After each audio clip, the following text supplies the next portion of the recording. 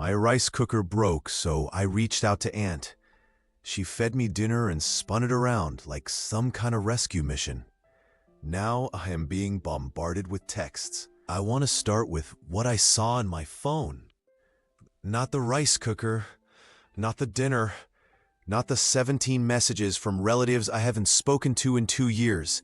I want to start with what my cousin Jade forwarded me on a Wednesday night with no caption of her own. Just the post, shared directly, with the kind of silence that says, "I thought you should see this." It was my aunt's Instagram. The photo was from the dinner. Me at the table, a plate in front of me, looking at something off camera. My aunt and her family around me. Nice photo. Normal family dinner photo. The caption was 3 paragraphs long. I'm not going to reproduce it word for word. What I'll tell you is that it talked about family responsibility, about showing up for the people who need you, about how in difficult times the true measure of a family is whether they look after their own. There was a line in there about how she'd been keeping watch over me while my parents were away. There were several prayer hands emojis. It had collected 47 likes and 14 comments, most of which were variations of, "You're such a good person, and this family is so blessed." I put my phone down. I picked it up again. I read it again to make sure I'd read it correctly the first time. I had. I'm 14. I know I'm 14, and I know that means some people will read this and think I'm too young to be analyzing things this carefully, or too sensitive to read a situation correctly, or that I should just be grateful someone fed me dinner and move on. Maybe, but I also know what keeping watch looks like, and I know what 13 days of silence looks like, and I know the difference between those two things, even if I don't always have the language for it yet. Let me go back to the beginning. My parents are good parents. I want to say that clearly because nothing I'm about to tell you changes it. They work hard. They've always been present. They've also been together for 16 years, and they'd never taken a proper trip. Just the two of them. No agenda, no obligations. In all of that time. When they brought up the idea, I told them to go. Genuinely. I'm 14. I have a part-time job at a grocery store 2 evenings a week. I can cook basic things. I know how to manage a budget, and I've been heating up my own breakfast since I was 11. 20 days alone in our house wasn't something that scared me. It was something that felt like a reasonable thing I could handle. They arranged backup. My aunt, my mom's older sister, lives about a 10-minute walk away. Was told to check in on me occasionally, and I was told to go to her if anything came up. My parents left a substantial amount of money for expenses. They called every other day.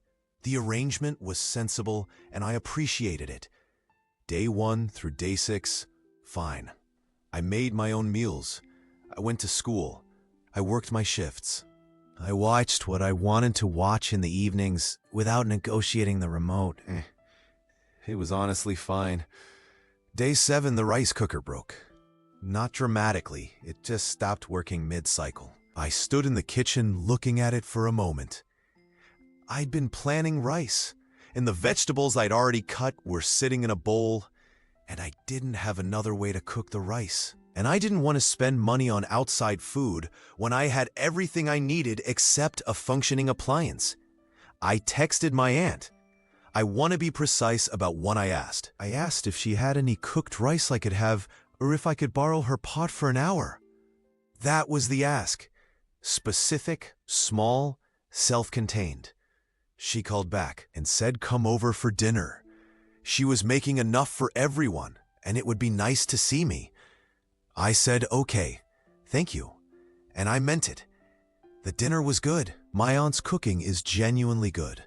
Her husband was there, my 2 younger cousins were there. Everyone was normal and warm. That was day 7. Day 8, nothing from my aunt. Fine, she fed me dinner the night before, no expectation. Day 9, nothing. Also fine.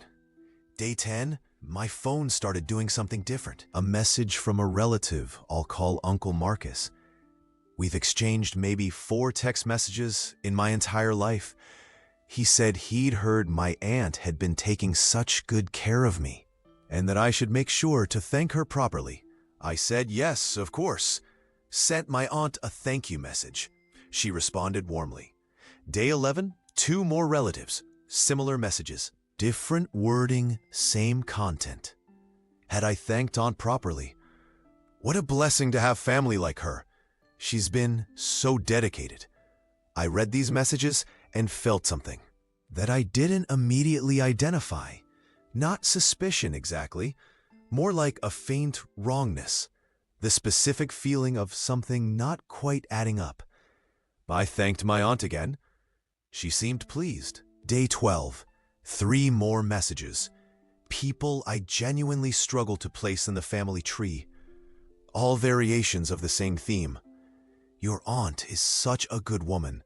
Make sure she knows you appreciate her. That's when Jade forwarded me the post. I sat with it for a while. I went back through my phone and looked at the timeline. Day 1 through day 6, no contact from my aunt. Not one message. Not a hey, just checking in, or a let me know if you need anything. Nothing. Which, fine, I didn't need anything. But the arrangement my parents had described was that she'd check in occasionally. 6 days is not occasionally. 6 days is silence. Day 7, I reached out. She offered dinner. Genuine, warm, real. Day 7 evening, Instagram post goes up. Day 8 through day 10, back to silence from my aunt directly. But day 10 onwards, suddenly 70 relatives I rarely speak to are in my messages telling me what a remarkable woman she is. I'm 14. I'm not a suspicious person by nature. I don't look for problems in things, but I can read a sequence of events, and I can notice when something that's being described as keeping watch and showing up for family and being dedicated has a 13-day gap in it that only got filled when I provided the occasion for content. The dinner was real. The food was good. The warmth in that room was genuine. Well, that caption was something else. Here's the moment I want to be honest about. I'm mostly fine. I want to say that because it's true, and because I don't want to perform more distress than I actually feel.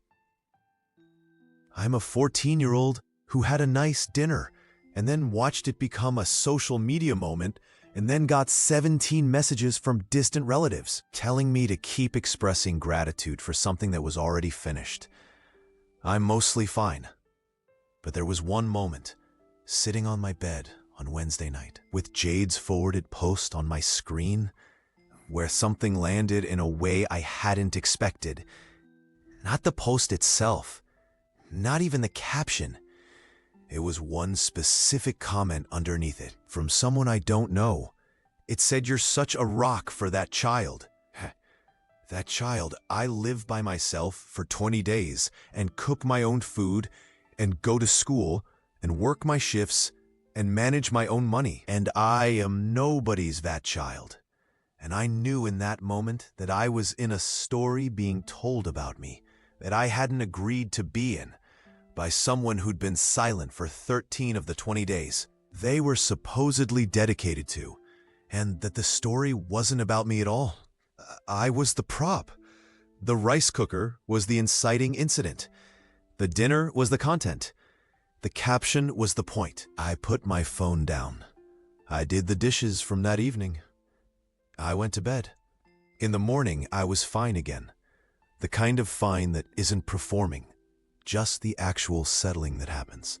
When you've identified something clearly and don't need to keep turning it over. I told my parents a version of it on their next call. Not the full analysis, just that I'd noticed. The aunt hadn't checked in much directly, but that a lot of relatives had been messaging me, and that I'd seen a post, and that it felt a bit strange. My mom said my aunt has always been expressive on social media, and that she meant well. My dad said I was probably reading into it, and that I should just be grateful someone was looking out for me. I said okay. I didn't push it. They're on their trip. They arranged what they thought was reasonable coverage. They don't have the full picture. And I'm not going to give it to them over the phone and make their time away complicated. But I also stopped reaching out to my aunt unless I actually needed something.